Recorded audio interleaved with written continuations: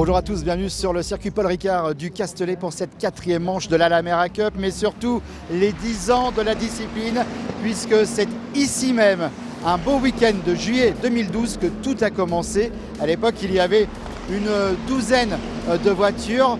Cela a bien changé depuis. Ce qui n'a pas changé, c'est du côté de chez ETC Racing, puisque le boss Joël Secaldi était déjà présent.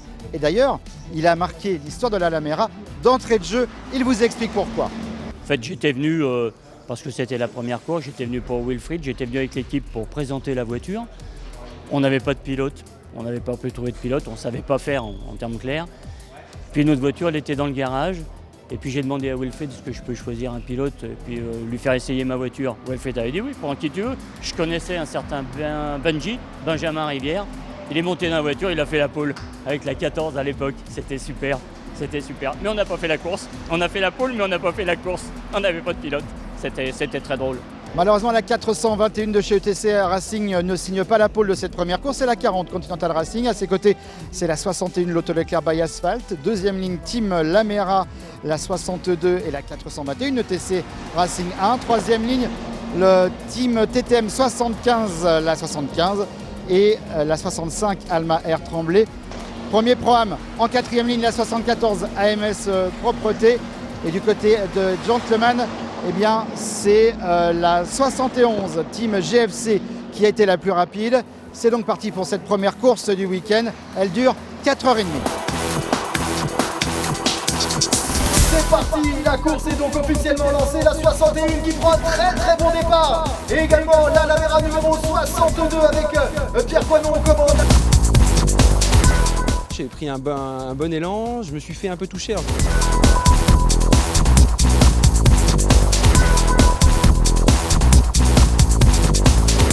Mais la 40 n'est pas super bien partie, donc je me suis fait déborder sur le premier virage par la 421.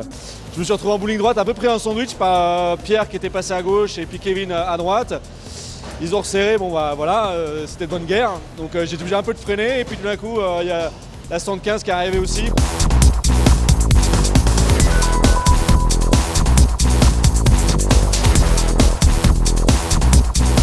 J'ai réussi à trouver une petite faille sur le départ tout de suite pour aller piquer l'intérieur à la 40 et la 61.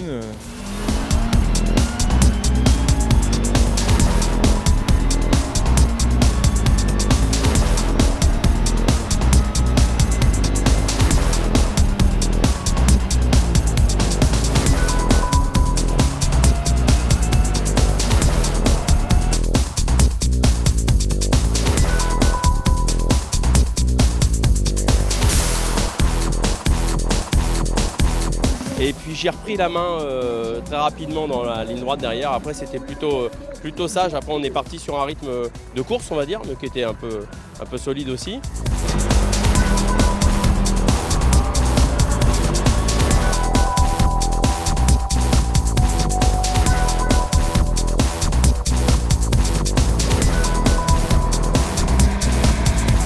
Et petit à petit, j'ai redoublé Kevin Parsa, puis Manu Orgeval, avec qui je me suis bien bagarré pendant quasiment tout le relais.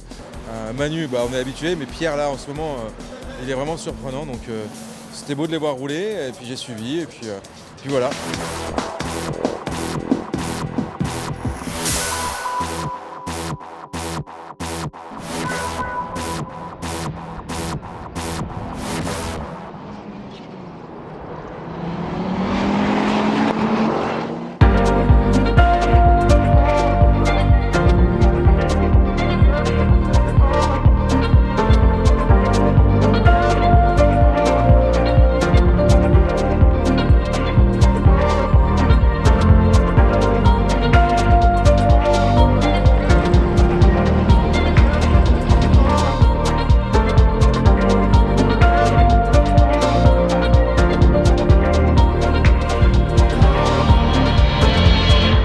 Allez, le point à la mi-course avec le leader de cette course, c'est la 61 Lotto Leclerc by Asphalt avec Emmanuel Orgeval aux commandes. En deuxième position, on retrouve la 62 Team Lamera avec Wilfried Merafina. Troisième position tenue par la 75 Team TTM 75 avec Thierry Souave.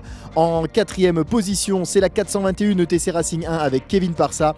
Et on retrouve le premier Pro-Am qui est en 5e position de ce classement général. C'est la 15 Racetrek Rollinger avec Tommy Rollinger, tandis que le premier Giant, c'est la Lamera numéro 12 avec Alma Racing Relais Talasso. Donc c'est la fin du tour, changement de pilote.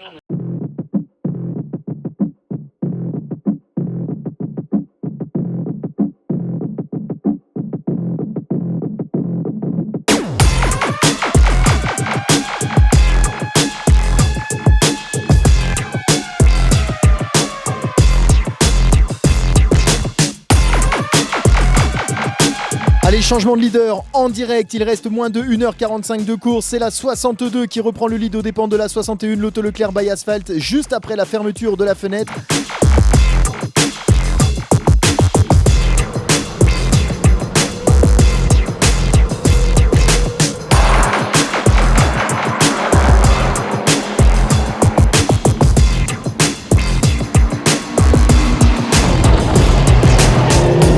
Allez, nous sommes à moins de 15 minutes de la fin de cette course et le duel acharné entre la Lamera numéro 61, leader de cette course, l'Auto Leclerc by Asphalt avec Emmanuel Orgeval aux commandes, qui est juste devant la 62 Team Lamera avec Wilfried Merafina qui tente de revenir.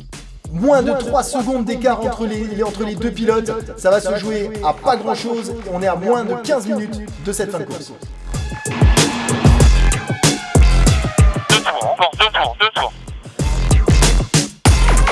La fin de cette course 1 ici au Castellet, les résultats dans la catégorie des gentlemen, on retrouve leader et il remporte la course, c'est la 71 Team GRC, en deuxième position on retrouve la 50 Fast Cookie Racing et en troisième position la 19 West Motors by ETC.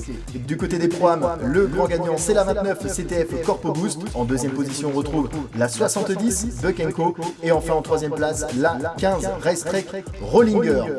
Enfin du côté de la catégorie élite, ceux qui terminent troisième c'est la 421 ETC Racing 1 avec en deuxième position la 62 Team Lamera et enfin il remporte dans la catégorie élite, c'est la 61 l'Auto Leclerc by Asphalt. La clé, la stratégie, pas d'erreur. Et puis par contre, on a vraiment attaqué fort dans le dernier relais. C'était plus une course de sprint qu'une course d'endurance. Mais ça fait le charme de cette finale. Et c'était vraiment très très tendu sur le dernier relais. C'était vraiment du sprint et c'est ce qui nous fait plaisir aussi, c'est qu'on finisse ces courses à la seconde. Ça c'est génial. Et bien voilà pour cette première course de 3h30 avec encore une fois la victoire qui se joue dans les derniers tours. Un nouveau vainqueur cette saison, la 61, l'Auto Leclerc by Asphalt, mais rappelons-le, les champions sortants, ceux de 2021.